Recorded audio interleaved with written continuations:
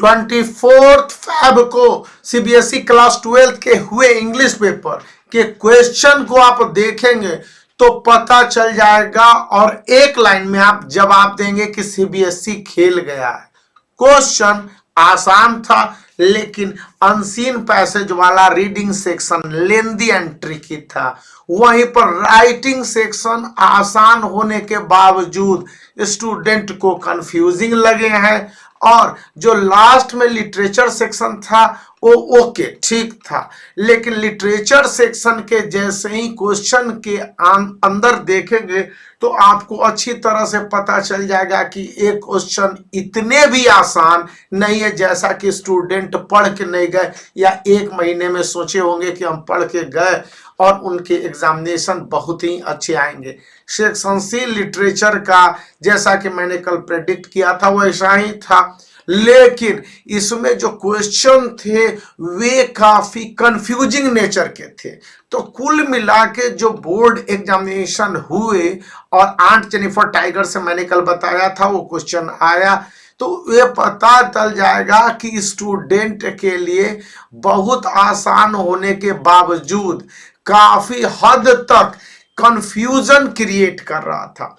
Question का part 1 unseen passage confusing नहीं था, लेकिन वो ट्रिकी टाइप का था।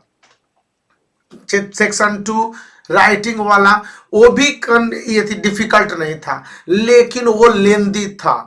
और जो सेक्शन सी है वो भी डिफिकल्ट नहीं था, लेकिन कंफ्यूजिंग था। मतलब साधारण तरीके और साधारण नेचर वाले स्टूडेंट से यहाँ पर यह बनने को नहीं था। इससे क्या पता चलता है कि सीबीएसई 2020 और 21 के बाद से 22 में जो एक बोर्ड एग्जामिनेशन लिया उसको अब थोड़ा सा मॉडर्नाइज या यूं कह लीजिए कि अपडेट करता जा रहा है, और इसका वही एक परिणाम साफ साफ दिख रहा है। जैसा कि डिफरेंट न्यूज रिपोर्ट भी है, जैसा कि टाइम्स ऑफ इंडिया ने रिपोर्ट दिया, इंग्लिश पेपर का एनालिसिस होने का मतलब ही है कि यह क्वेश्चन काफी हद तक लेंदी और डिफिकल्टी से भरा हुआ था, जिसको कोई भी किसी भी कीमत पर आसान नहीं कह सकता है, लेकिन इसको डिफिकल्ट भी नहीं कह सकता है।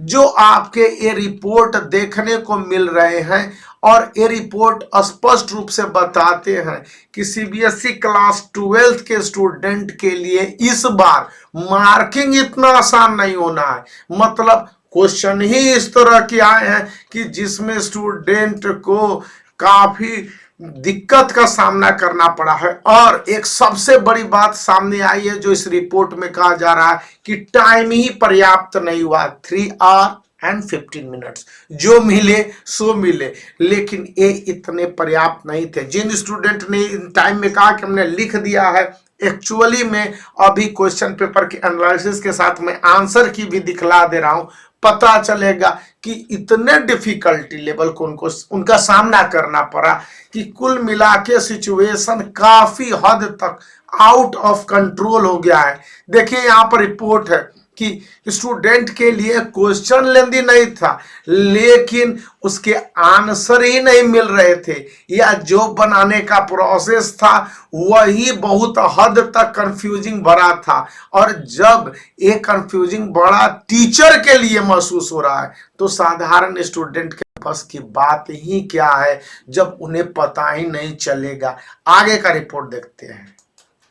टाइम्स ऑफ इंडिया का जो अगला आर्टिकल है एनालिसिस को लेकर 2023 CBSE board examination English paper class 12 का, तो कहता है कि पेपर एवरेज था जो स्टूडेंट कह रहे हैं, लेकिन उन्हें पर्याप्त टाइम नहीं मिल पाया है। अब टाइम नहीं मिल पाने का जो बहाना है या स्टूडेंट जिस बात को कह रहे हैं, यदि हम लोग इसको अच्छी तरह से एनालाइज करके देखें तो रिपोर्ट आ रही है कि स्टूडेंट के पास समय कम पड़ रहे थे आंसर लिखने के लिए। और लिटरेचर सेक्शन में क्वेश्चन के आंसर 2 क्लोज टाइप के थे, यानी कि जो भी आंसर लिखेंगे उनमें गलती होने की संभावना के साथ साथ सही होने की संभावनाएं हैं।